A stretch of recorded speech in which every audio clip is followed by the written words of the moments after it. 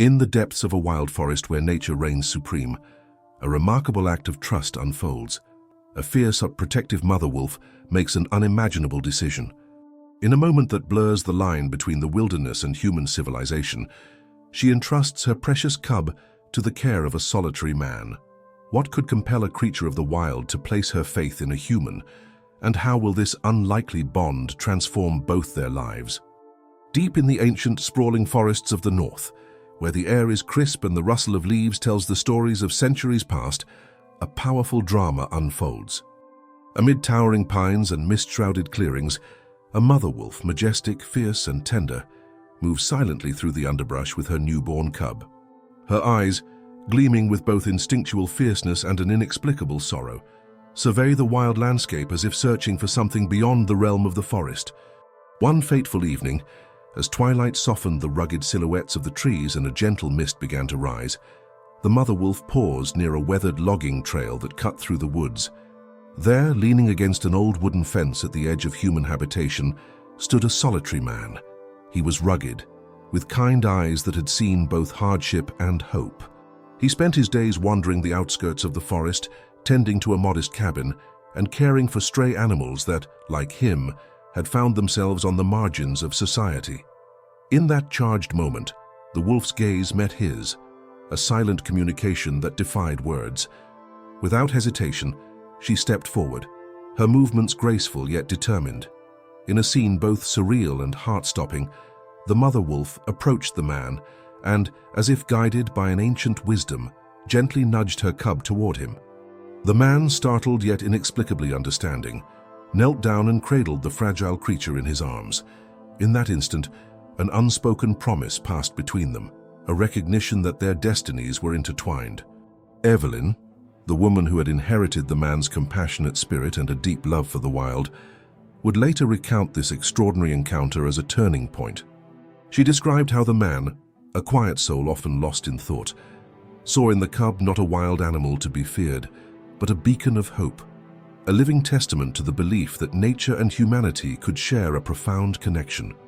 The mother wolf's act was not one of abandonment but of trust, a final desperate plea for her offspring to have a future in a world where the boundaries between the wild and civilization were ever shifting. As the night deepened and the forest whispered its secrets, the scene became etched in the annals of local lore, a moment when fate, instinct, and compassion converged in a single, unforgettable act. In the depths of the ancient forest, where the towering pines whispered secrets of centuries past and the ground was soft with moss and fallen needles, the wild held its breath. The cool, crisp air was filled with the sound of rustling leaves and the distant call of birds settling into the twilight. It was in this timeless realm that a powerful and enigmatic drama began to unfold, a drama that would forever change the lives of both man and wolf. At the heart of this story was a magnificent mother wolf, her fur a tapestry of grays and silvers that shimmered under the waning light. Her eyes, deep and knowing, betrayed both fierce protectiveness and a mysterious sorrow that no creature of the wild should bear. Clutching her newborn cub close to her side, she moved stealthily through the forest, guided by an instinct older than time. The forest, with its dense thicket and winding trails, served as both a sanctuary and a labyrinth, a place where survival demanded courage, wisdom, and sometimes an act of unexpected trust. Along a narrow logging trail that meandered at the edge of human habitation, the mother wolf paused. There, amidst the interplay of shadow and fading daylight, she sensed something unusual, a presence that did not belong solely to the wilderness. Leaning against a weathered wooden fence was a man whose quiet figure seemed to merge with the landscape. His features were rugged yet gentle. Lines on his face spoke of long days spent under the open sky and nights of solitary reflection in a modest cabin not far from the forest's edge. His eyes, warm and attentive, had witnessed the ebb and flow of the wild, and he carried with him an air of quiet wisdom that resonated with the untamed spirit of nature. As the man stood there, absorbed in his own thoughts, the mother wolf approached with a graceful determination. In that moment of rare convergence, the wild and the human world collided in a silent communion. The wolf's eyes locked with his, and without a single word spoken, an understanding passed between them, a language older than speech, rooted in instinct and empathy. Gently, the wolf nudged her cub forward, as if to say, "This little one is meant for you." The man, startled yet transfixed by the profound intensity in her gaze, slowly knelt and extended his hand. His touch was tentative at first, as if testing the fragile bond that bridged two worlds so disparate. When the cub, soft and trembling, settled into his arms, it was as if fate had finally woven its intricate tapestry, one that connected the spirit of the wild to the heart of a solitary human. In the days that followed, the man, whose name was later revealed to be Jonah, found himself haunted by the memory of that surreal encounter. Jonah had long lived on the fringes of society, finding solace in the quiet of the forest and the humble existence of his cabin. Yet, that night had awakened something deep within him, a stirring of emotions and a sense of responsibility that transcended the simple act of sheltering an animal. He began to search for meaning in his solitary life, feeling that perhaps the cub, with its soft eyes and fragile body, was a living symbol of hope, destined to restore a connection he had long lost. However, the newfound bond was not without its challenges. As Jonah cradled the cub, he wrestled with conflicting emotions, uncertainty about how a wild creature might adapt to a human world, guilt over intruding upon nature's delicate order, and a profound longing to find redemption for his own loneliness. The forest, too, seemed to murmur caution.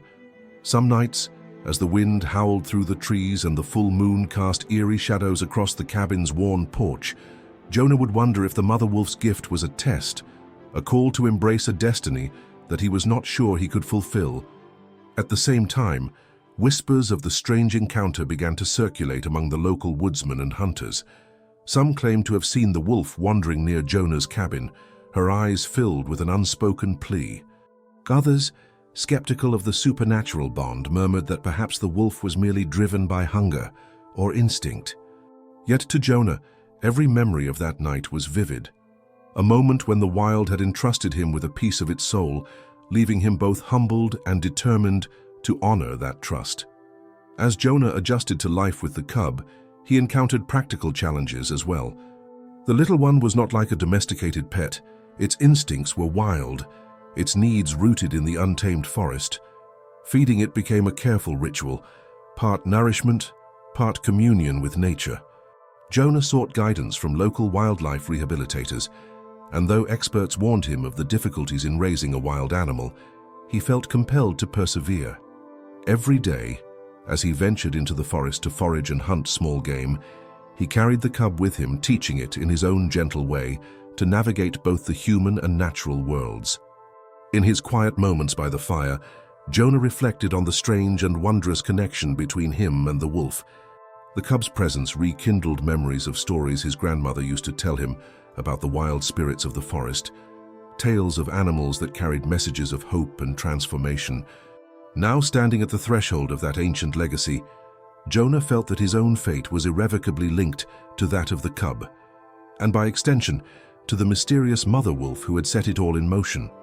Thus, as autumn deepened and the first hints of winter began to touch the edges of the forest, Jonah embarked on a journey not only to care for the cub, but also to rediscover a lost part of himself. In the convergence of the wild and the human, fate had intertwined their paths, promising challenges, revelations, and perhaps a renewal of the enduring power of trust and compassion. In the weeks following that fateful encounter in the forest, Jonah's life was transformed, and not without its share of inner turmoil. As autumn deepened, and the forest's colors shifted from vibrant greens to a tapestry of russet and gold, Jonah found himself navigating an entirely new world with the cub. Though he cherished the unexpected bond, the challenges of caring for a wild creature soon began to surface. Every day, Jonah balanced his routine of foraging in the woods and tending to his modest cabin with the growing demands of raising the cub. Unlike a domesticated pet, the little one exhibited restless bursts of energy that betrayed its inherent wildness. At times, the cub would vanish into the surrounding woods for hours, only to return with a wild glimmer in its eyes that made Jonah's heart ache with both pride and worry. "It's as if part of it still belongs to the forest," he often mused, struggling to reconcile his desire to nurture it with the realization that the creature was not meant to be confined to human life. As days turned into weeks, Jonah sought guidance from local wildlife rehabilitators and animal behavior experts. At a small conservation center on the edge of the forest, he met Dr. Elena Morales, a specialist in wild canid behavior. Over cups of steaming herbal tea in a sunlit office adorned with photographs of the wilderness, Dr. Morales explained, "Wild animals, especially those born and raised in nature, have instincts that cannot be fully tamed. Your cub's behavior is normal for a creature of its heritage, even if it appears unusual in a human setting.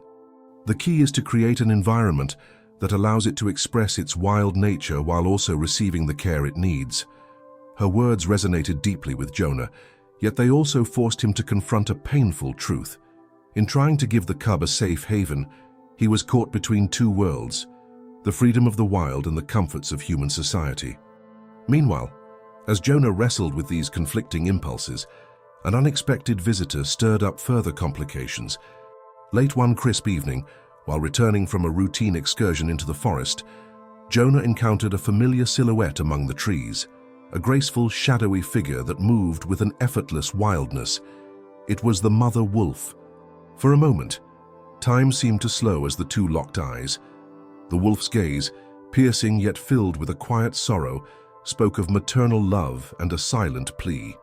In that brief encounter, Jonah sensed that the bond between the wolf and her cub was not severed. Rather, it was a thread connecting the wild past with the uncertain present. The wolf lingered a moment at the edge of the clearing before disappearing into the dense foliage, leaving Jonah with more questions than answers. Was the mother wolf returning to reclaim her cub, or was she merely watching over it, silently urging Jonah to respect its true nature? The encounter with the wolf haunted Jonah in the following days. Every rustle in the underbrush, every distant howl, reminded him of the wild legacy he had unwittingly accepted. He began to document these experiences in a worn leather journal, pouring out his inner conflicts. "I feel torn," he wrote one night as rain pelted the roof of his cabin. "I want to keep my little one safe, yet I know it belongs to the forest. How can I be both its protector and its jailer?" These reflections deepened his understanding of his own isolation, a life spent on the fringes of both human society and nature, and the yearning for connection that had drawn him, inexplicably, to that fateful encounter. At the same time, community whispers about Jonah's unusual circumstances began to spread. Some local residents marveled at the story of a man who had gained the trust of a wild wolf's offspring, while others expressed skepticism about his ability to care for a truly wild animal. One evening, at a small gathering organized by a local conservation group, a neighbor asked, "Do you really think it's right for you to keep this cub with you? Isn't it meant to be free?" The question stung, but it also forced Jonah to articulate his own inner rationale. "I believe our fates are connected," he replied quietly. "That in caring for this little life, I'm not taking it away from the wild, but perhaps healing something in myself that has long been lost." His words, laden with vulnerability and hope, left the room in reflective silence. As the cub grew more active, its wild instincts became increasingly evident. It would sometimes dash through the forest in bursts of unbridled energy, only to return with an almost defiant air, a reminder that its heart still beat in time with the wilderness. Jonah, watching these moments, felt both awe and an ever-present melancholy. He organized small excursions where he would accompany the cub into the forest, allowing it to explore under his watchful eye. In these outings, he began to understand that his role was not to tame the cub, but to act as a bridge between its untamed spirit and the fragile safety of his world. Yet, with each passing day, the internal conflict grew starker. Jonah realized that the more he tried to shelter the cub from the wild, the more he risked denying it its true essence. In a heart-wrenching moment one evening, after the cub had slipped away into the forest for hours, Jonah sat alone by a dwindling fire, tears silently streaming down his cheeks. "I want to keep you safe," he whispered into the darkness, "but I fear that in doing so I am imprisoning your spirit." This internal dialogue haunted him, driving him to seek a delicate balance between love and respect for nature's laws. In this crucible of conflicting emotions, Jonah resolved that the cub's future, and perhaps his own salvation, depended on honoring its innate wildness. He began to research ways to create a semi-wild sanctuary near his cabin, a space where the cub could roam freely while still receiving care and protection.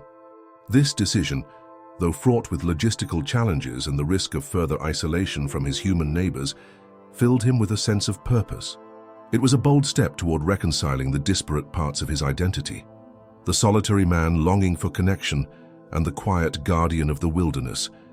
As autumn yielded to the early whispers of winter, Jonah's struggle to nurture the cub became a metaphor for his own journey toward healing and self-discovery. Each day brought new challenges, but also small victories: a shared smile with a neighbor, a moment of quiet understanding between him and the cub, and the recurring image of the mother wolf's watchful eyes in the forest.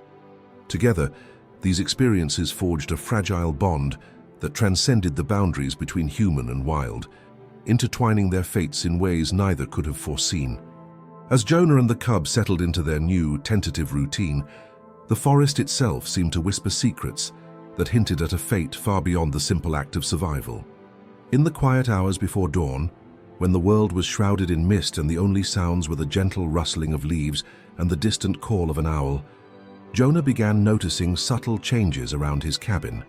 At first, it was the way the wind carried a distinct, almost musical howl, a sound that wasn't quite the usual cry of the wild. Then one night, as he sat by the fire with the cub nestled close, he saw something that made his blood run cold: a series of paw prints in the soft earth, intermingled with unmistakable human footprints, leading from the edge of the forest right to his doorstep. Intrigued and unsettled, Jonah followed the trail the next morning.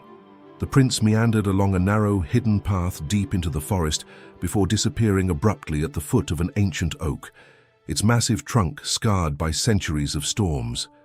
There, carved into the rough bark, was a symbol he recognized from old, half-forgotten stories his grandmother once told him: a crescent moon entwined with a wolf's paw. The discovery sent a shiver down his spine. Was this a mark left by the mother wolf herself? Or was it something even older? A sign of a destiny that had been written long before he ever set foot in the forest. That very evening, as the silver light of the full moon bathed the landscape in an otherworldly glow, Jonah experienced a revelation that would change everything. The cub, who had grown noticeably more spirited in recent weeks, began to exhibit behaviors that were both strange and mesmerizing. While they foraged together, the little creature would pause at certain spots, tilting its head as if listening to distant voices. Then, inexplicably, it would dart off toward the darkness, only to return with a small to smooth stone in its mouth, a stone that glinted with a peculiar iridescence under the moonlight. Jonah picked up one of these stones, turning it over in his hands. Etched faintly upon its surface was the same crescent and paw symbol he had seen on the oak. As the days passed, Jonah found that these stones began to appear in unexpected places, along the forest trail, by the river's edge, and even around the cabin. Each stone bore the same mysterious emblem. Unable to dismiss these signs as mere coincidences, he confided in Dr. Eleanor Morales, the wildlife rehabilitator he had met earlier. Over a quiet evening in her modest office, she listened intently to his account and then said softly, "Jonah, sometimes nature leaves us clues, portals to a deeper understanding of our connection to it. That symbol you describe is ancient, linked to a legend of a wolf spirit who chooses a human guardian when the balance of nature is in peril." Her words reverberated in Jonah's mind. He recalled fragments of the old tales his grandmother once whispered by the fireside, stories of a mystical bond between humans and the wild, where a chosen individual would be entrusted with a wolf's cub to restore harmony when the natural world cried out for help.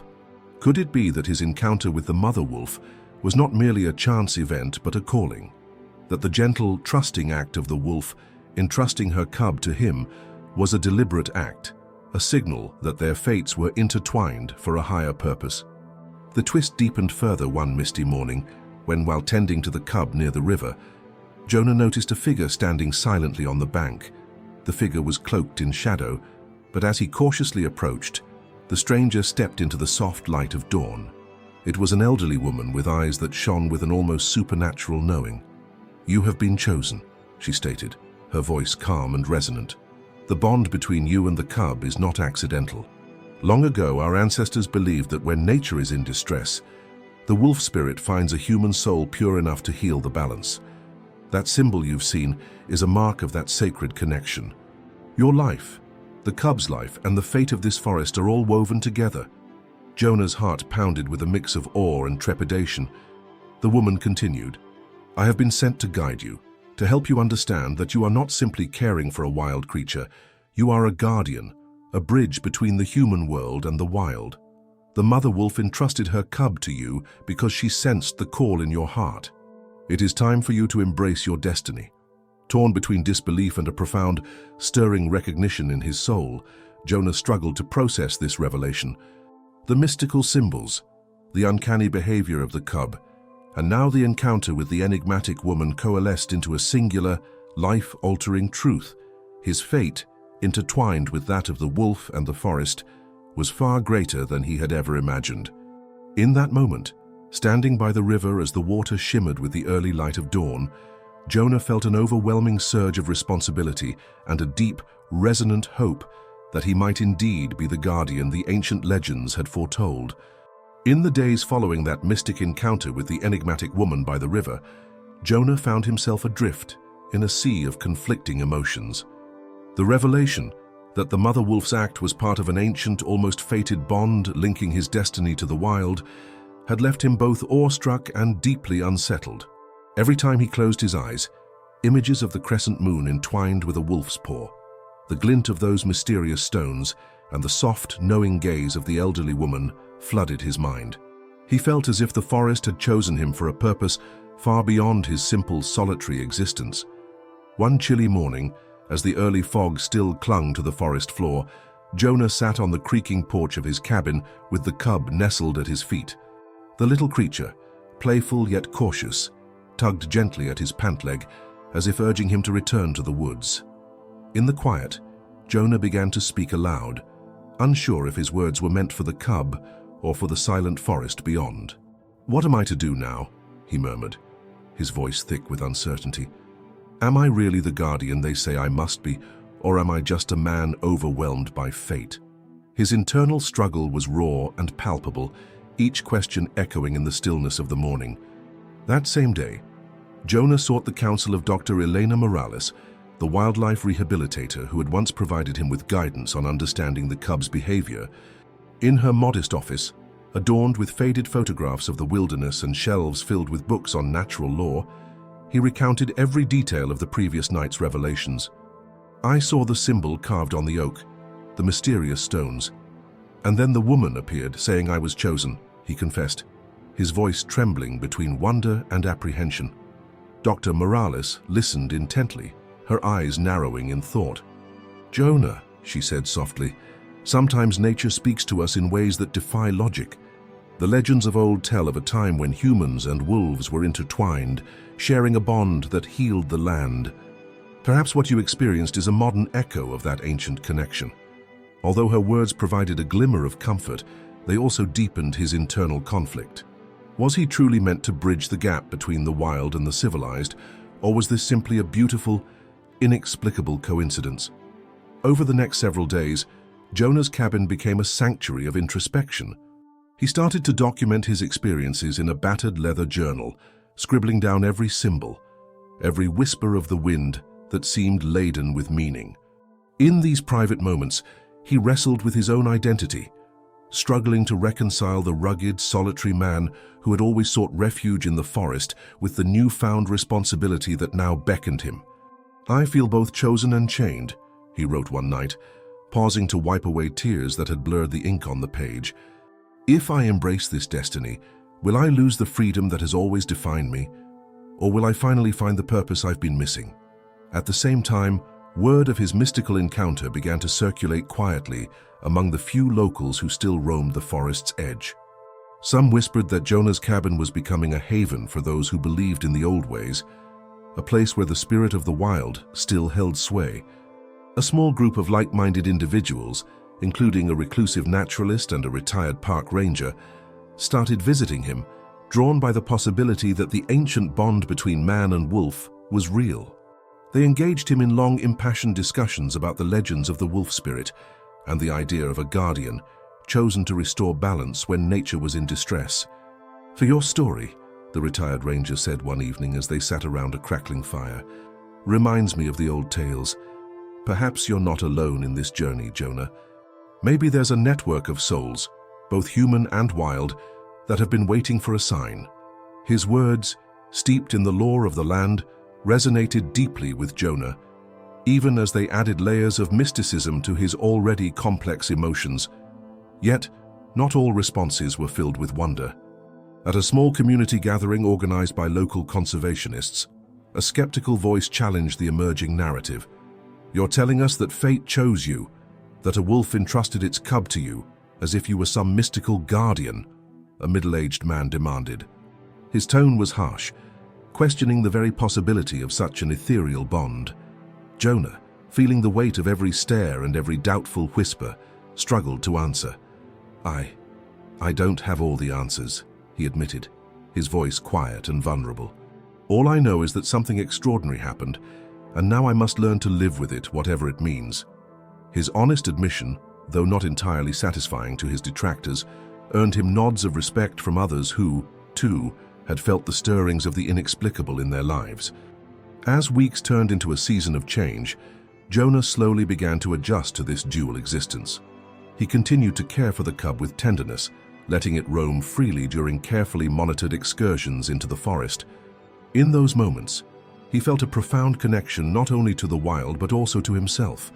The cub's playful barks and graceful leaps in the dappled sunlight served as constant reminders that life, in all its wild unpredictability, was a gift to be cherished. Each day became a lesson in balancing the fierce independence of nature with the subtle, sometimes painful, beauty of human connection. In the quiet solitude of his cabin, surrounded by the whispers of the forest and the echo of ancient legends, Jonah began to embrace the notion that his fate, and that of the cub, was intertwined with a larger purpose. He resolved to honor the trust the mother wolf had placed in him by seeking not only to care for the cub, but to protect the delicate balance between the wild and human worlds. It was a decision that would define his future, and perhaps the future of the forest itself. As the days turned into weeks after the mystical encounter, Jonah's newfound role as the guardian of the cub became increasingly complex. What had once been a singular, almost magical connection now revealed layers of challenges that threatened to upend his quiet existence. With the weight of ancient legends heavy on his mind, Jonah soon found that fate's demands came with unexpected complications. One of the most immediate challenges arose when local authorities and wildlife experts began taking notice of the unusual circumstances surrounding the cub's presence at Jonah's cabin. Rumors of a chosen guardian in the forest had spread slowly among the nearby logging crews and park rangers. A group of conservation officers, curious about the reports of a human-wolf bond, paid Jonah a discreet visit. "We've been hearing whispers about an extraordinary relationship here," one officer remarked, his tone a blend of skepticism and intrigue. Although their inquiries were gentle, Jonah felt the pressure of public attention and the possibility that his private journey might soon be exposed to the prying eyes of scientists and media. At the same time, word of Jonah's mystical encounter began to ripple through local communities. A small group of naturalists and folklorists, fascinated by the ancient symbol Jonah had discovered, a crescent moon entwined with a wolf's paw, started to gather, seeking evidence to support the legend of the wolf spirit. They visited his cabin and trailed him discreetly during his forest excursions. While some saw their presence as validation of the mystical bond, Jonah increasingly felt overwhelmed by the intrusion. The balance between protecting the cub's natural behavior and preserving his own privacy became a source of internal conflict. "I never asked to become a legend," he would murmur to himself in the solitude of his cabin, his heart heavy with the realization that his destiny was drawing unwanted attention. Meanwhile, within the close-knit community near the forest's edge, an unexpected tension began to emerge among Jonah's neighbors. Some residents, steeped in local tradition and folklore, embraced the idea that Jonah was chosen to restore balance to nature, rallying around him with heartfelt support. Others, however, remained skeptical, viewing the unfolding events as nothing more than superstition and a distraction from practical concerns such as local economic development and safety. A heated discussion erupted one evening at a community meeting when an elderly man challenged, "Are we to believe that a wolf entrusted its cub to a man by some mystical twist of fate? Isn't it more likely that you're simply chasing old legends?" The debate underscored the division within the community, adding a layer of social complexity to Jonah's personal journey. In addition to these external pressures, Jonah's personal life grew increasingly complicated. His struggle to reconcile the wild instincts of the cub with the demands of a human lifestyle weighed on him daily.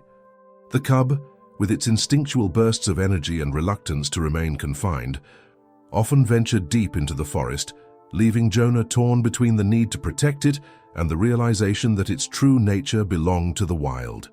During one particularly emotional afternoon, after the cub had wandered off for hours, Jonah sat by the edge of a stream, questioning his ability to balance his protective impulses with the cub's need for freedom.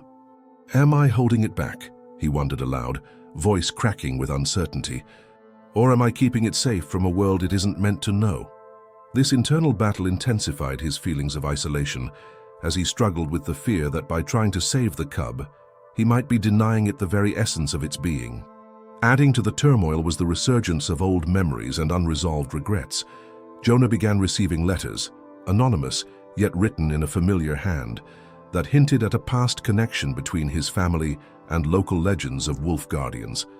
One faded letter, discovered in an old journal, mentioned that his ancestors were once regarded as keepers of the wild, a lineage steeped in folklore and a mysterious pact with nature. This revelation both comforted and tormented him, as it suggested that his current path might be preordained, while also burdening him with expectations he was not sure he could fulfill. Amid these growing challenges, a new subplot emerged when a local wildlife rehabilitation center expressed interest in studying the cub's behavior. They proposed an experimental program to observe whether the cub would adapt to a more controlled environment. While some community members welcomed the idea as a way to protect the animal and gain scientific insight, Jonah saw it as a threat to the cub's natural heritage. "They want to cage what nature intended to be free," he argued passionately at a community forum.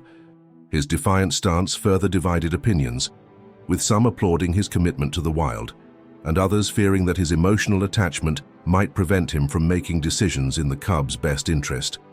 Through all of this, the stray dog, the catalyst for the entire saga, continued its daily ritual with quiet persistence, unaware of the tumult it had set into motion. Every time the dog trotted past Jonah's cabin, it served as a poignant reminder of the fragile, interconnected bond between the wild and human worlds.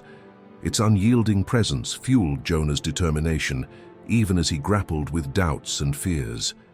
In the quiet moments before sleep, Jonah would lie awake in his cabin, the distant sounds of the forest mingling with the echoes of ancient legends.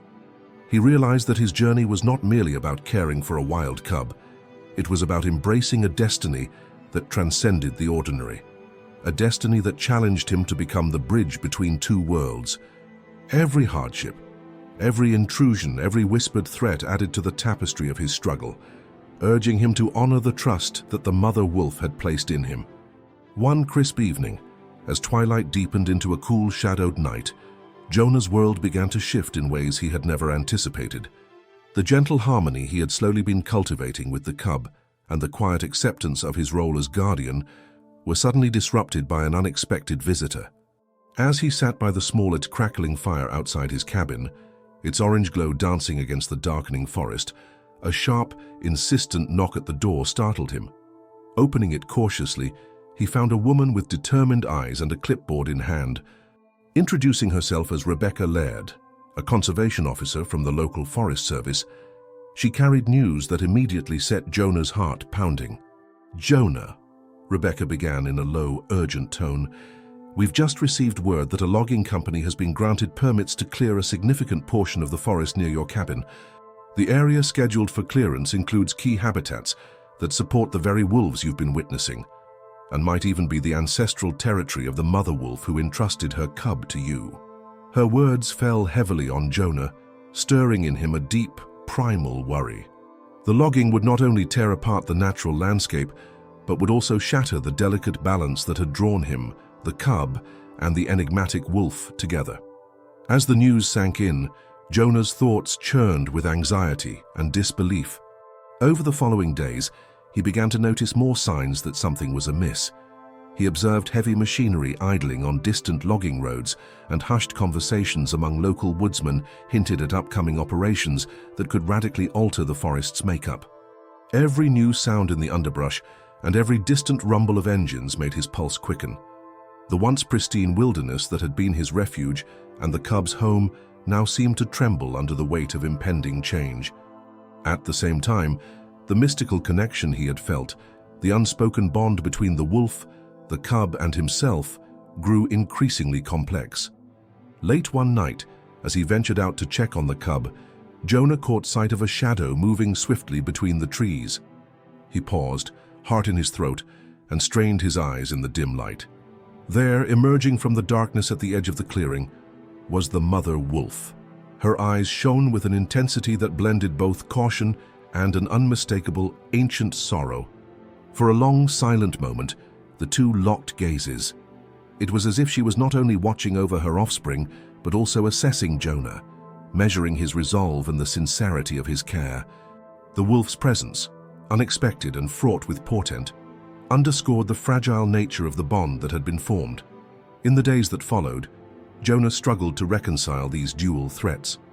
On one hand, the encroaching logging operations promised to irreparably damage the natural world and sever the ties between the wild and the human. On the other hand, the sudden, almost spectral reappearance of the mother wolf forced him to confront a truth he had long tried to avoid, that his life was now intricately intertwined with the ancient rhythms of the forest, and that his destiny might be far greater than the simple act of caring for a cub. Haunted by these thoughts, Jonah began to document every detail in his journal. He scribbled down descriptions of the mother wolf's eyes, the strange patterns of the footprints he had seen near his cabin, and the peculiar sound of machinery that now punctuated the natural symphony of the forest. Each entry deepened his understanding that forces beyond his control were converging, both human and wild, that threatened to disrupt the sacred balance he had come to cherish. Meanwhile, word of the impending logging reached other members of the local community. At a community meeting held at the renovated town hall, voices rose in passionate debate. Some local residents, who had long celebrated the forest as part of their heritage, demanded that the logging permits be reconsidered, arguing that the forest was not merely a resource for profit, but a living legacy that bound them to their ancestors. Others, worried about economic growth and modern development, argued that progress could coexist with conservation if managed correctly. In the midst of this polarized debate, Councilwoman Ramirez pleaded for unity. "We must protect our natural heritage and the vulnerable souls that depend on it," she declared. "If we lose the forest, we lose a part of ourselves." Back at his cabin, Jonah wrestled with his own emotions. Late at night, he would lie awake under a starless sky, feeling both the pull of the wilderness and the weight of his responsibilities.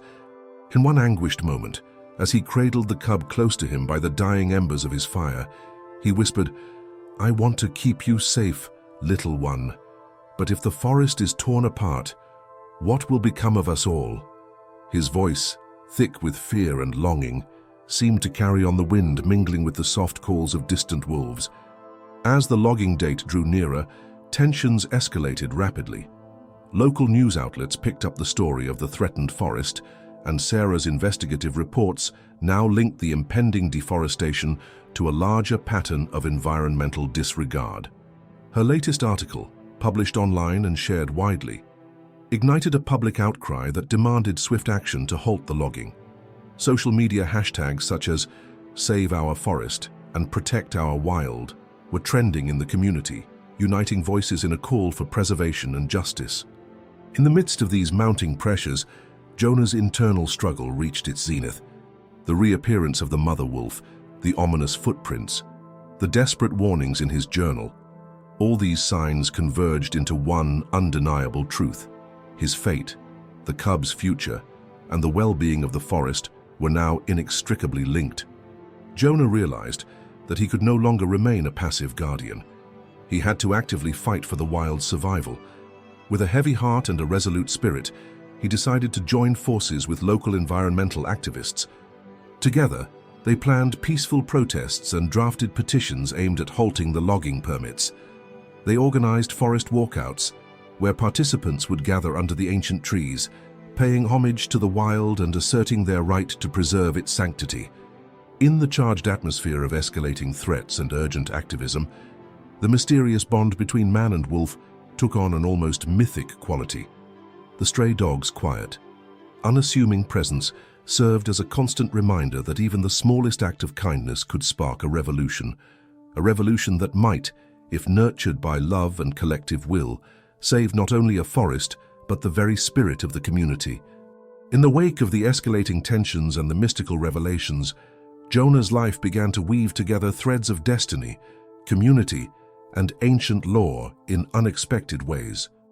As the threat of the logging operations and the encroaching modernity loomed over the forest, Jonah found himself not only struggling with his inner conflict about caring for the cub, but also pulled into a broader movement determined to protect the wild heritage that had suddenly become so personal. One cool morning, as a soft mist rolled over the forest, Jonah received a letter by post, a neatly handwritten note on aged paper. The letter was from a local folklorist, Dr. Miriam Aldridge, known for her studies of the region's ancient legends.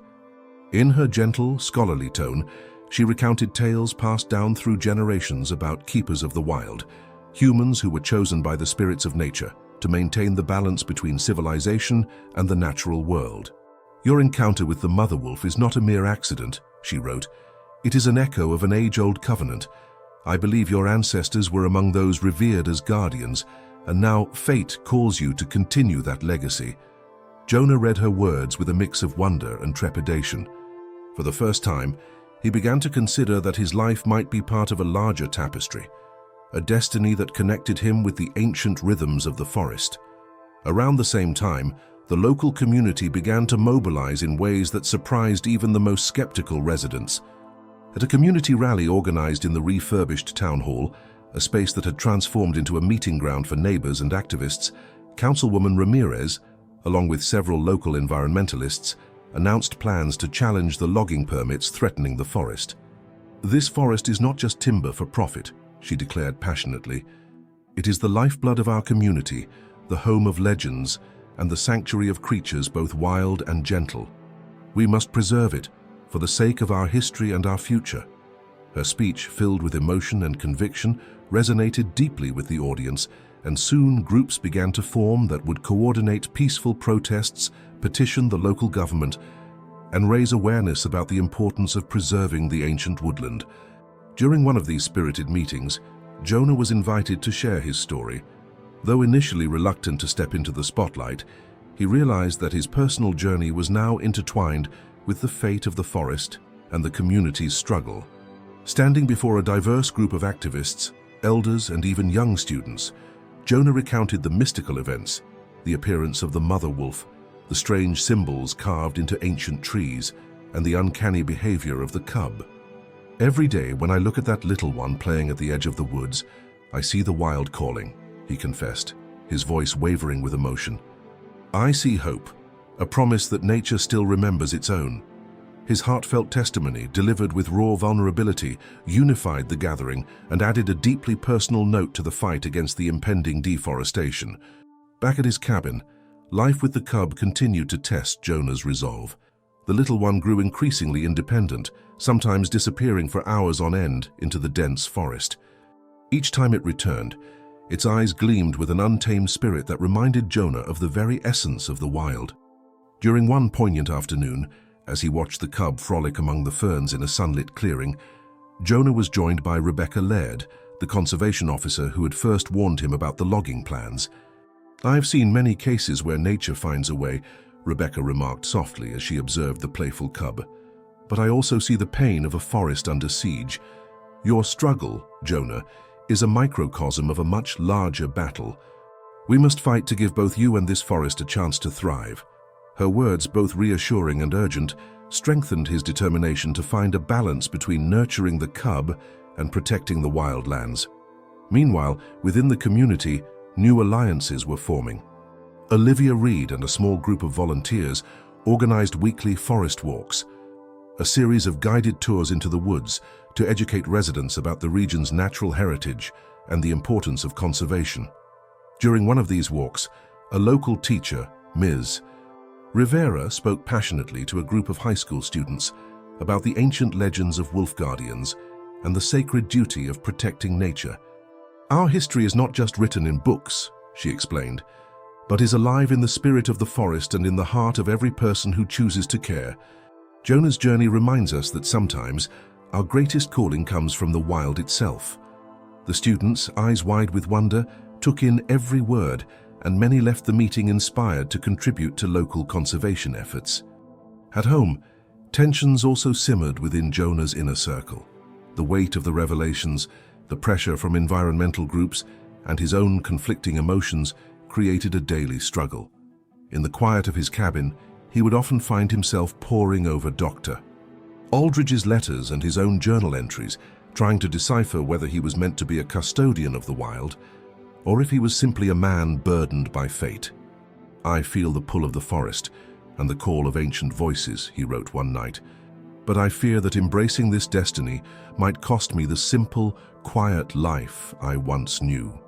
These private moments of introspection revealed the depth of his internal battle, a struggle to reconcile his human vulnerabilities with the formidable, almost mythic, expectations of his newfound role. As the days grew shorter and the first whispers of winter touched the forest, the interconnected lives of Jonah, the cub, the mother wolf, and the community grew ever tighter. The old legends, the environmental threats, and the personal sacrifices all merged into a singular, compelling narrative. A narrative that promised not only to challenge the status quo, but to redefine what it meant to be a guardian of the wild. As the winter winds began to grow harsher, and the threat of deforestation from nearby development loomed larger, tensions in the forest community reached a fever pitch. Jonah's inner struggle, and the destiny that had seemingly entwined his fate with that of the cub and the ancient spirit of the wolf, was about to collide with the external pressures that threatened to tear the wild sanctuary apart. Every day, signs of impending change grew more ominous. Heavy logging machinery was spotted at the forest's periphery, local authorities discussed expedited permits, and even the natural rhythms of the forest seemed to tremble with unease. One bitterly cold morning, as fog curled around the gnarled roots of ancient trees, Jonah was awoken by a commotion near his cabin. Through the frost-laden window, he saw silhouettes of men in hard hats and uniforms, logging crews moving with mechanical precision towards the heart of the forest. His heart sank. These were not casual workers, but a well-organized force poised to clear a section of land that was not only sacred to the local wildlife, but also rumored to be connected to the ancient legacy of the wolf spirit. The thought of the forest, the very source of the mystical signs he had so painstakingly documented, being shattered filled him with a dread that was nearly paralyzing. In the village nearby, the community's divisions had reached a tipping point. At a hastily convened town hall meeting, environmental activists, local residents, and even some skeptical business owners gathered in a tense atmosphere. Councilwoman Ramirez, whose impassioned advocacy had helped unite many of the residents in previous meetings, took the stage with a resolve that belied her weariness. "Our forest is more than just a resource for profit," she declared, her voice echoing off the bare walls of the meeting hall. "It is the living heart of our heritage, the home of ancient legends, and if we let it be destroyed, we lose a piece of our very soul." Her words were met with both fervent applause and skeptical murmurs. Many understood the emotional connection to the wild. Others, however, were more concerned with the economic implications of halting the development. Back at his cabin, Jonah grappled with his own mounting turmoil. The recent appearance of the mother wolf, her solemn gaze filled with both warning and hope, had reminded him that his destiny was intertwined with the forest's fate. That night, as he sat by a small fire outside his cabin with the cub resting quietly by his side, he opened his journal and scrawled down his fears. "The forest speaks to me in voices both ancient and urgent.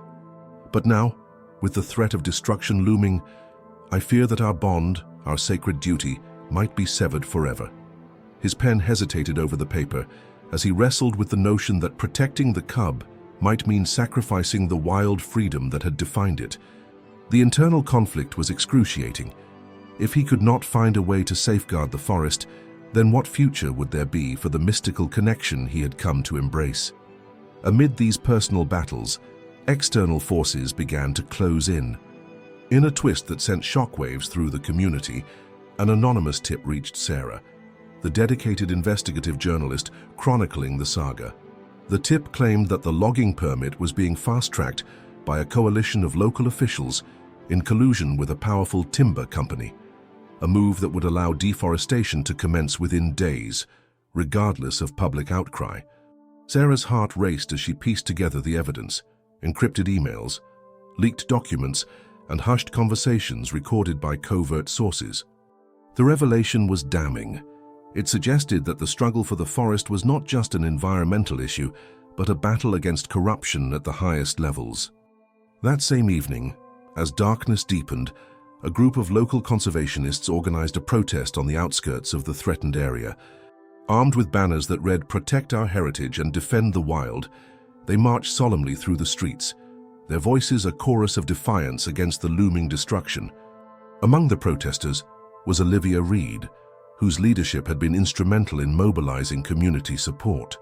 "We cannot allow greed to silence the spirit of the forest," she cried passionately, her words resonating with every step the demonstrators took. The protest became a focal point, uniting those who had long felt overlooked by progress-driven policies with those who cherished the ancient lore of the wild. As the tension reached its zenith, Jonah received an unexpected visitor. One cold, starless night, while he was returning from a solitary walk in the forest, he found himself face to face with a figure cloaked in shadow. It was the same elderly woman he had encountered earlier, the one who had spoken of ancient legacies and the sacred bond between humans and wolves. Her eyes, now even more intense in the darkness, locked with his. "The time has come, Jonah," she intoned softly, yet with an unyielding authority. "You must decide. Will you be the guardian that the legends foretold, or will you let the wild be lost to the cold greed of man?" Her words, cryptic yet piercing, reverberated deep within him, crystallizing the very essence of his internal struggle. In that fraught moment, as the sounds of distant protest merged with the rustling of the trees and the hum of approaching logging machines, every piece of evidence, the ancient symbol carved into oak bark, the mysterious stones, the whispered legends, and the unbroken bond with the wolf, converged into one undeniable truth: Jonah's fate, the cub's future, and the very soul of the forest were now inseparable. The impending clash between nature and modernity, between the spiritual legacy of the wild and the destructive forces of commerce, was inevitable. The stakes had never been higher. As the threat of deforestation and modern encroachment on the ancient forest reached its critical juncture, tensions in the community and within Jonah's soul escalated to an unbearable level. The logging permits were about to be approved by a local council, swayed by corporate interests, and the once harmonious balance between the wild and human had come under a direct assault. In the midst of this turmoil, a decisive confrontation was imminent, one that would force every character to choose sides and ultimately define the future of the forest. One overcast morning, as the wind howled through the skeletal branches of old pines, a heated town hall meeting was convened at the renovated community center. The room was packed with local residents, environmental activists, business owners, and even a few skeptical officials. Councilwoman Ramirez, who had long been a beacon for those advocating the preservation of natural heritage, took the stage with a resolve that seemed to burn through the chilly air. "Our forest is not merely a resource to be exploited," she declared, her voice rising above the murmurs of dissent. "It is the very heart of our heritage, a living, breathing testament to the legacy of our ancestors and the spirit of the wild. We cannot allow short-sighted economic gains to destroy something so sacred." As she spoke, a local timber company representative, Mr. Clayton, rose to counter her impassioned plea. Clad in a crisp suit and armed with statistics and promises of economic revival, he argued, "While we all hold dear the beauty of nature, progress is inevitable. Our town needs new jobs, modern infrastructure, and economic growth. The proposed logging project is designed to bring these benefits to our community. We must be realistic about our future. His measured tone clashed with Ramirez's fervor, and the room erupted into a cacophony of voices, some in support of development, others in defense of the wild legacy. Amid the verbal clashes, Jonah sat quietly in a corner, his gaze fixed on the crowd. The debate wasn't just an abstract policy discussion for him, it was a matter of survival. Every argument for the logging project reverberated like a threat to the sacred forest that had chosen him as its unlikely guardian. As the meeting continued, heated exchanges escalated into shouting matches. A young activist, her eyes blazing with indignation, demanded, "How can you justify cutting down the trees that have sheltered our ancestors and nurtured the very spirit of the wolf? If you destroy the forest, you're destroying our past and our future." Outside the meeting hall, the tension spilled into the streets. Groups of protesters gathered near Jonah's cabin and the logging site, holding signs that read, "Protect our forest," and "Guardians of the Wild Unite." Social media buzzed with live videos of the rally, and hashtags like Chuk Forest Guardians and Chuk Save the Wild trended across the community. The protest wasn't just a reaction to environmental degradation, it was a declaration that the community would not stand idle while their cultural and natural heritage was threatened. Inside the town hall, as the debate reached a fever pitch, Councilwoman Ramirez proposed a bold compromise. "Let us form a citizen task force," she urged, "to work with local authorities and the timber company. We must establish clear, enforceable measures that protect key areas of the forest, while allowing sustainable development in a controlled manner. We owe it to our children and to the spirits of our land to strike a balance between progress and preservation." Her proposal was met with mixed reactions. A few business owners nodded in cautious agreement, while others sneered at what they called naive sentimentalism. At that pivotal moment, Jonah's mind flashed back to the mystical encounter with the mother wolf and the mysterious symbols that had marked his destiny. The recollection stirred within him an unyielding determination. Rising from his seat, he walked to the front of the room, his eyes meeting those of the assembled crowd. With a voice thick with emotion, he declared, "I am no ordinary man. I was chosen by the wild, entrusted with a duty that transcends profit and politics. The forest is not just a backdrop for our lives, it is our heritage, our soul. If we allow it to be destroyed, we lose a part of ourselves that can never be recovered." His words, raw and heartfelt, resonated through the hall. For many, his declaration was the embodiment of the very spirit of the wild, a call to protect not just the trees, but the legacy of compassion and connection that they symbolized. As the murmurs of agreement swelled into applause, Mr. Clayton's confident facade began to crumble. The timber company representative found himself cornered by the collective resolve of the community. In a final, desperate bid to regain control, he attempted to dismiss Jonah's impassioned plea as an anomaly, a mere emotional outburst with no practical bearing on economic reality. "This is but one man's sentiment," he retorted, his tone faltering under the weight of the unified voices around him. Simultaneously, an urgent alert arrived on Sarah's phone. Her latest investigation had uncovered damning evidence of backroom deals and corrupt practices involving the logging permits. She shared the findings with Councilwoman Ramirez and the task force, sparking immediate outrage among the community members. The evidence revealed that certain officials had colluded with the timber company to fast-track the logging, ignoring environmental regulations and public outcry.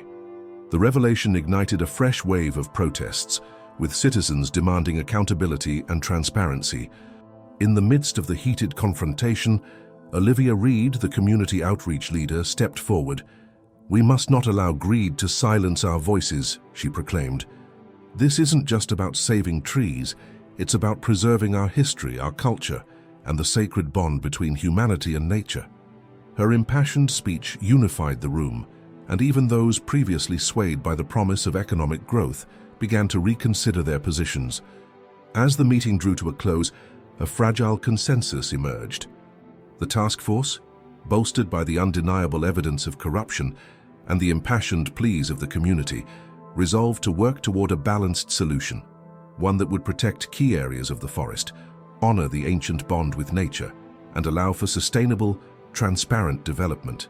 It was a compromise born out of necessity, one that acknowledged the complexities of modern life while paying homage to the eternal spirit of the wild. Outside, as the last light of day faded into twilight, Jonah stepped out onto the porch of his cabin. The forest, though threatened by the encroaching machines, still whispered its ancient secrets, and the cub played quietly at his feet. In that moment, with the collective strength of a united community echoing in his heart, Jonah realized that the battle for the forest and for his own destiny had only just begun. The confrontation was not over, but the resolve of the people had been forged in the fire of that critical moment. As the first hints of winter crept into the forest and the logging company's permits threatened to irreversibly change the landscape, every element of Jonah's life and the ancient woods converged into one moment of searing tension. The community's struggle, the mystical signs, and Jonah's inner battle all reached a crescendo that left him trembling at the edge of a decision that would determine not only his fate, but the very soul of the forest.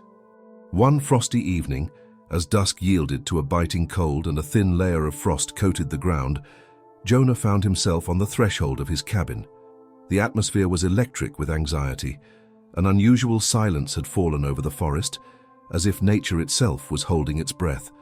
In the distance, the unmistakable hum of heavy machinery and the low rumble of logging trucks invaded the otherwise timeless melody of the wild. Every sound set Jonah's nerves on edge, and the fear that the ancient sacred woods would soon be torn asunder gnawed at his resolve. Inside the cabin, the tension was palpable. Jonah sat at a weathered wooden table, his journal open before him. Every page was filled with hurried scribbles, descriptions of the crescent and paw symbols carved into ancient oaks, the mysterious stones that glinted in the moonlight, and the spectral presence of the mother wolf. His heart pounded as he recalled the chilling visit from the elderly woman who had spoken of destiny and ancient pacts. Her words echoed in his mind. "You must decide now, be the guardian that the legends foretold, or let the wild vanish into greed." The weight of that choice pressed down on him like the heavy snows outside. At the same time, outside Jonah's cabin, the forest itself seemed to protest. A fierce wind whipped through the trees, scattering brittle leaves and causing the tall pines to sway ominously. In the clearing near his home, where the logging crews had begun to set up equipment, a few local conservationists and activists had gathered, their faces grim with determination. They huddled around a makeshift campfire, sharing news of last-minute meetings with Councilwoman Ramirez and urgent messages from environmental groups demanding that the logging be halted immediately. During one such heated exchange near the edge of the logging site, Olivia Reed, the passionate community outreach leader, addressed the assembled crowd. "Our forest is the lifeblood of this community," she shouted, her breath visible in the cold air. "Every tree, every rustle in the underbrush is a part of our shared heritage. If we lose this, we lose more than nature. We lose our identity." Her words, carried on the wind, mingled with the distant sound of chainsaws and the mechanical clatter of heavy equipment, intensifying the sense of imminent crisis. Back at his cabin, Jonah's inner turmoil reached its zenith. With the logging date drawing near, he felt torn between his desire to protect the cub by preserving the natural environment and the need to honor the sacred bond that had been forged with the mother wolf. That night, as he ventured outside with the cub cradled in his arms, the cold air bit at his cheeks.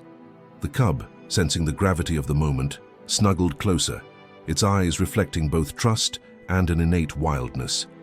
Jonah looked up at the dark, starless sky and, with a voice barely above a whisper, vowed, "I will not let them destroy what is sacred. I will be the guardian of this forest, of our legacy." At that precise moment, a series of events unfolded that sent a shockwave through the entire community. Sarah, the intrepid investigative journalist whose reports had captured every twist of Jonah's journey, broke the news online that leaked documents had revealed collusion between local officials and the logging company. The exposé detailed how permits were fast-tracked through corrupt means, with even whispers of bribes and coercion circulating among those who had once been trusted to protect the environment. The digital storm was instantaneous. Social media lit up with calls to action, and hashtags such as Guardian of the Wild and Save Our Forest trended throughout the region. The anonymous threat that had haunted Jonah was now a resounding rallying cry. At the town hall, Councilwoman Ramirez, bolstered by the evidence brought forward by Sarah and a coalition of activists, declared that the logging permits would be challenged in court. "We cannot stand idly by while our natural heritage is sold off to the highest bidder," she proclaimed, her voice trembling with both anger and hope.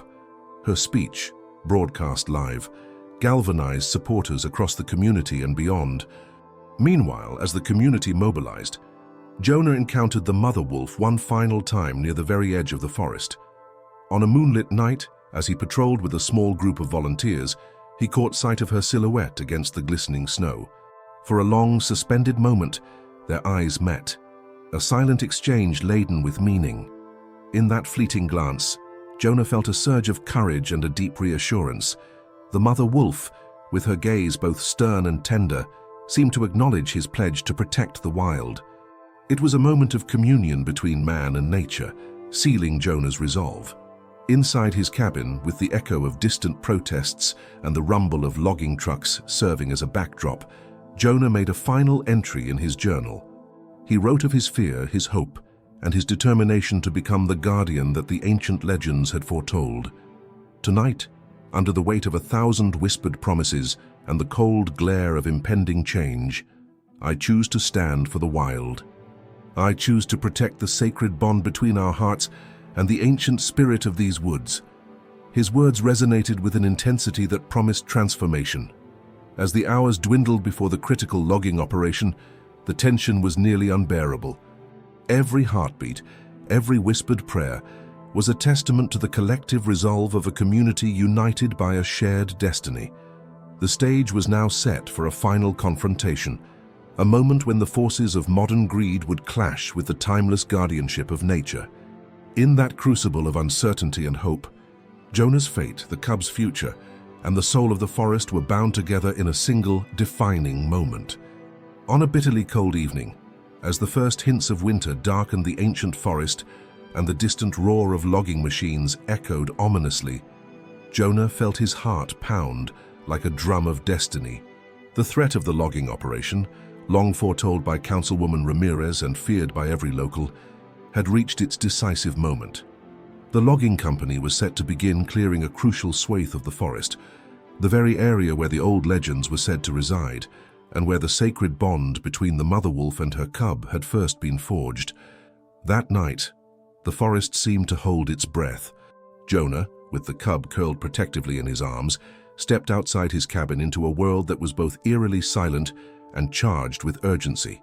Heavy machinery could be heard in the distance, a low, mechanical hum that grew steadily louder with every passing minute. The air was sharp and biting, each gust of wind stirring the leaves as if warning of the imminent upheaval. He knew that if the trees fell, so too would the ancient symbols carved in their bark, and with them, the mystical connection that had begun to heal his soul. Simultaneously, the community had mobilized. In the clearing near the old forest edge, hundreds of residents, environmental activists, and even some local authorities had gathered for a final protest. Banners reading "Protect Our Sacred Forest" and "Guardians of the Wild Unite" waved high in the frigid air. Councilwoman Ramirez, her voice resolute, stood before the crowd on a makeshift platform. "Tonight, we stand as one," she declared, her tone both defiant and hopeful. "This forest is our heritage, a living monument to our ancestors and the spirit of the wild. We will not let greed and corruption erase what we hold dear." Back at his cabin, Jonah's mind churned with conflicting emotions: fear, determination, and a deep, aching responsibility. As the logging trucks advanced along the forest road, their headlights cutting swaths through the darkness, Jonah felt the weight of destiny upon him. He recalled the vision of the mother wolf's solemn gaze, the mysterious symbols etched in ancient oaks, and the whispered legends of a guardian chosen by the wild. Every one of these memories crystallized into a single urgent call. He had to act, not only for the cub's sake, but for the future of the forest itself. As the protest outside swelled into a chorus of impassioned shouts and clashing slogans, Jonah stepped out onto the porch of his cabin. The cold air stung his cheeks as he watched the distant figures of logging crews maneuvering heavy equipment into position at the forest's edge. In that moment, the forest seemed to weep. A low, mournful sound carried on the wind that made his heart ache with both sorrow and determination. Suddenly, as if summoned by fate, the mother wolf appeared at the edge of the clearing. Her silver eyes, reflecting both warning and ancient wisdom, locked with Jonah's for a heartbeat that stretched into eternity. In that silent exchange, it was as if the wild itself was pleading with him. Protect what is sacred. Honor the trust bestowed upon you. The wolf's presence, both ethereal and commanding, bolstered Jonah's resolve. He knew then that he must become the guardian the old legends promised, a bridge between the human and the wild, preserving the ancient balance. At that critical juncture, Sarah's investigative report, now backed by damning evidence of corrupt backroom deals and hastily approved logging permits, went live online. The report spread like wildfire, uniting the community in a digital outcry. Social media exploded with the hashtags Guardian of the Wild and Save Our Forest, while local news channels broadcast the protest and the impending threat in real time. The combined force of public anger and undeniable evidence forced local officials to reconsider their position. Councilwoman Ramirez, standing at the podium amid the clamor, declared that the logging permits would be suspended pending an independent review. In the midst of this maelstrom, Jonah stepped forward from the crowd gathered near his cabin. With the cub at his side and the chill of the night etched on his face, he raised his voice.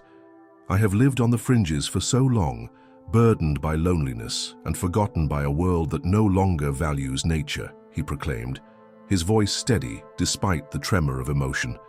"But tonight, I stand as a guardian of the wild, a protector of this sacred land.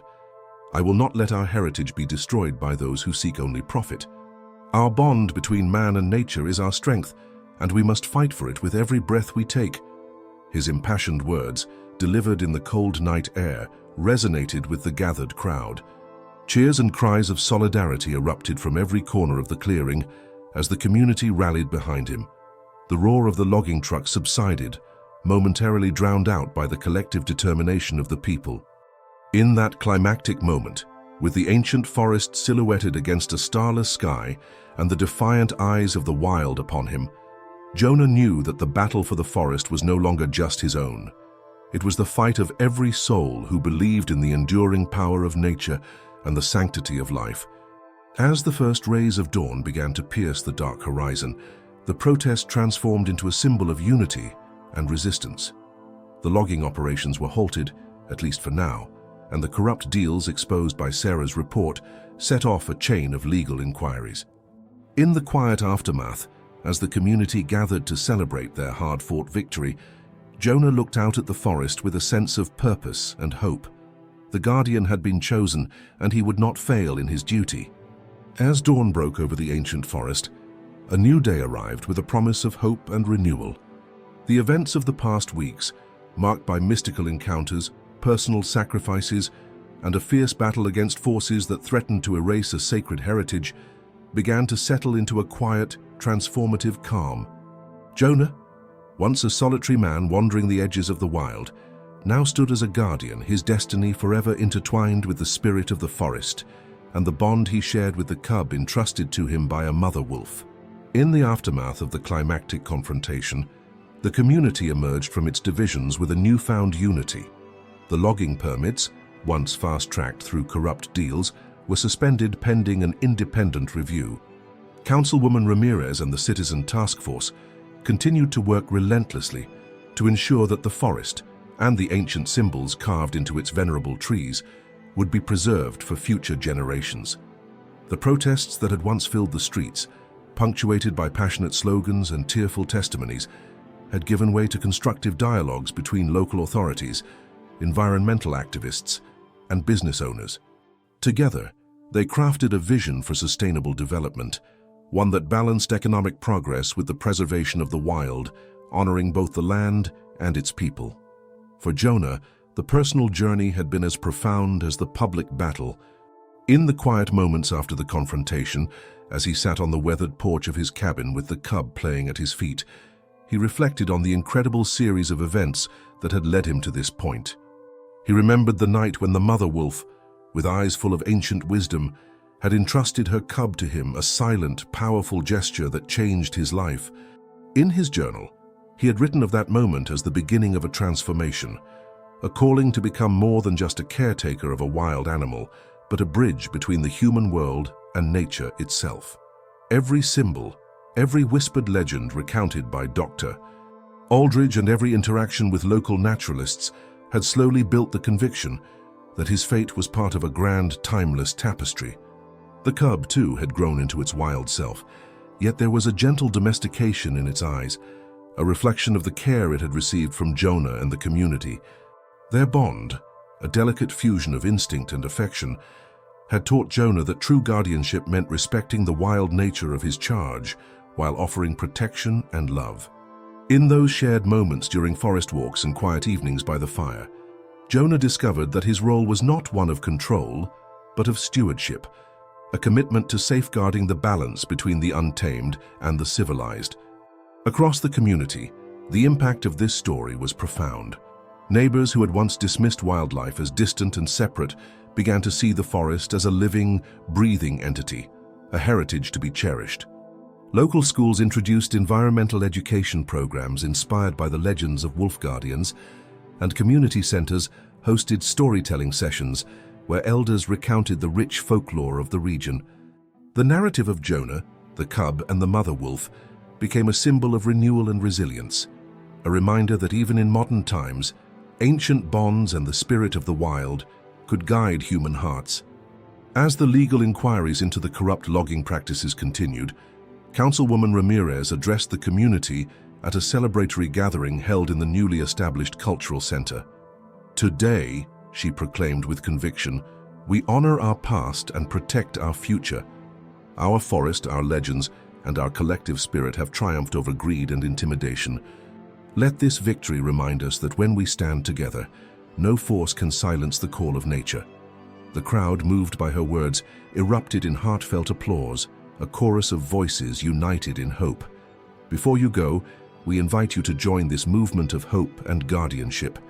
If you have been touched by Jonah's journey, by the magical bond between man and wolf, and by the power of a community united to protect its heritage, please subscribe to our channel, hit the like button, and share your thoughts in the comments below. Tell us how you believe humans and nature can coexist in harmony, and share your own stories of unexpected connections that have changed your life. And don't forget to watch our next video, where we explore how similar communities around the world are embracing ancient traditions to forge sustainable futures. Thank you for watching, and until next time, stay wild, stay compassionate, and always remember that every act of kindness can be the seed of a revolution.